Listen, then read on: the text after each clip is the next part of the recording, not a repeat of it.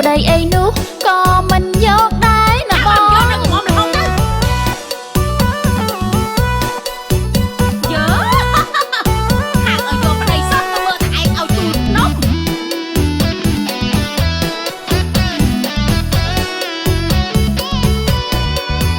ណែបងស្រីចង់បានប្តីទេ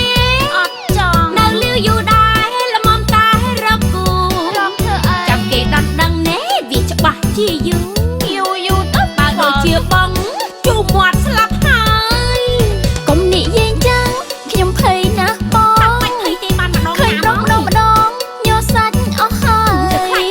ខ្លាំងមៀតធំណាស់អោបមិនចុំឡើយបើបានស្លាប់ហើយច្បាស់រត់ពីផ្ទះណាបងរត់ទៅណាមៀតធំនឹងហើយទៅយកទៅស្រួលអូយធ្ងន់ចង់ពេលយកអោយដួលគេទុកស្រួលណាស់ជឿទៅបាក់ប្តីមៀតតូចណែច្បាស់ស្ដាយផ្ដំចាស់អត់ស្ដាយអូនដួលគឺច្បាស់ណែទុកមិនរួចទេអូយខ្ញុំមិនងាយដួលដើរមើលនឹងបងយោអួតណែតែថ្ងៃមុនម្ដងដួលហើយខ្មាស់គេ